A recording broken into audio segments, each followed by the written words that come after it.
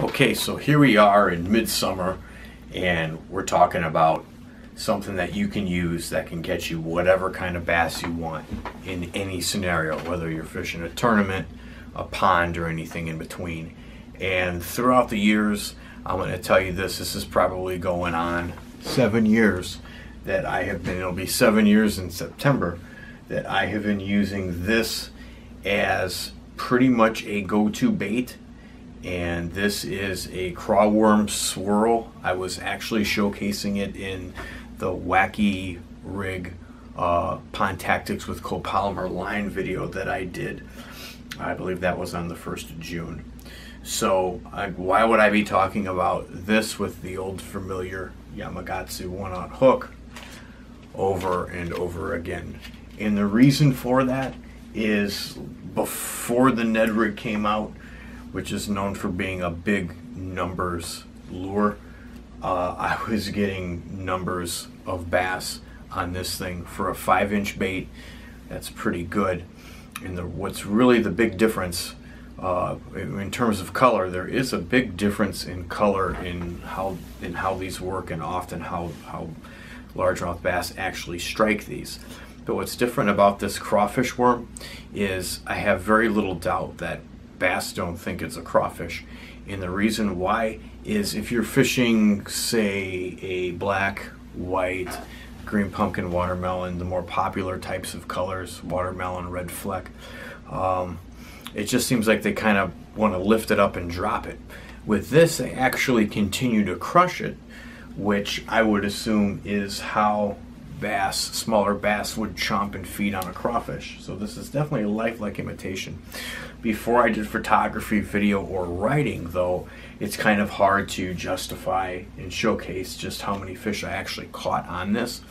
And one of the ways I will show you is by bringing out one of my old, probably my first, well, talking about go-to lures, talking about go-to rods.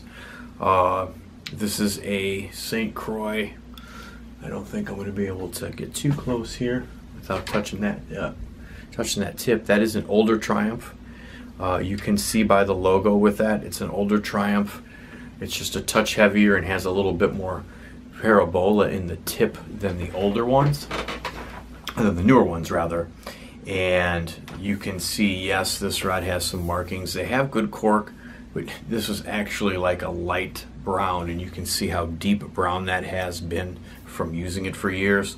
But the real testament to how much I've used this rod, 90% of this rod was actually used with these lures. So if you're looking for a first rod, a name brand rod, the blank, kind of like how I mentioned on the Lose, is just pristine. And I run this thing in waders. It's extremely durable, sensitive material, probably the best of both. It's close to best of both worlds as you could get for a name brand rod with a long handle. I will always recommend a St. Croix Triumph, even though I'm very partial to Lose.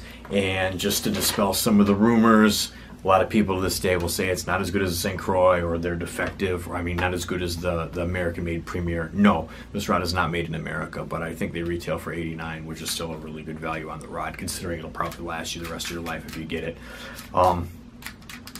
It does, I will just showcase this right here.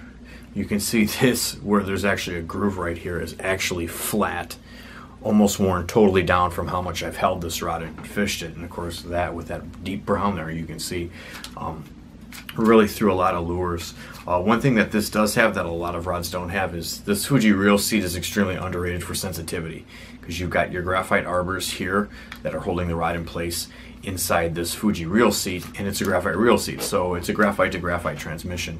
Also, these hoods in here are going to be padded, so if you put a magnesium reel or a higher dollar reel in there, they're not going to scratch. So, and they fit any reel.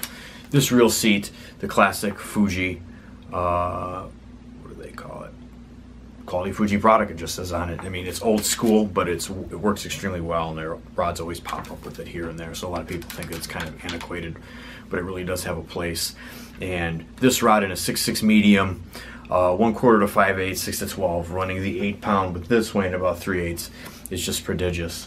When GoPros first started coming out, They were a little beyond my price range. I didn't know if this was even something I was going to get into. I was into more doing things with education in college. I really wasn't thinking I was going to start doing channels and all this writing. So I guess you could see how much I use this rod to kind of tell you how many bass I did catch. This is, I mean, that's the thing. I was just writing an article with bass patterns and crossover baits for different patterns of bass feeding patterns, small bass, medium bass, large bass. Usually they don't overlap those size groups too much.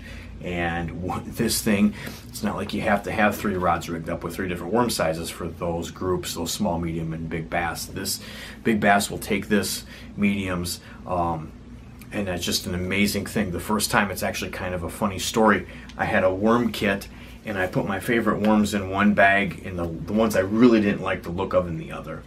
And this one was in the undesirable, and it was a perfect 70, late September, it was a perfect 70-degree morning. 70 degrees on the mark. I go out to go bass fishing. I've got to go to school in the evening or later on, actually in the morning at 9:30, so I really had to hurry up and hustle and get out there.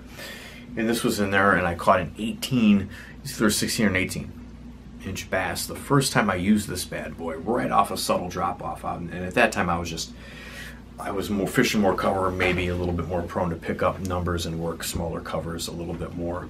But just to recap that's just your regular 1/0 hook. I've talked about that rig before. If you want to see how to cast it, check out the copolymer video. There's 2 brands that pretty much make this. O-Bait, which is what I mentioned in that one video before, and I think that's just a standard anise O-Bait right there. And then your UV tight lines, and they claim this one to be an ultra light, or UV, so that'd be ultraviolet, right? An ultraviolet version.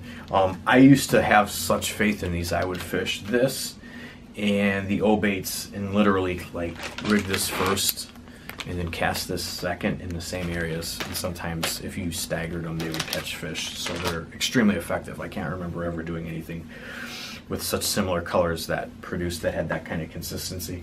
Third variation, if you don't have any craw worms and you want to start going, was this cream, which is discontinued, which they actually called a natural or a live color. But this kind of looks like a crawfish too. Had very good success with the cream as well. So to recap it, you got your creams, which are no longer on the market. But if you can find something like this with these craw colors, I talk about them a lot because I don't hear a lot about bass fishermen actually using them. And they have proven extremely effective to me. I mean, I know that there's been years when I've caught maybe around 50 bass and maybe 3 dozen quality fish in there. So I can definitely testify you just need that 6.5 foot medium or a medium light spinning rod with a mid-sized reel, and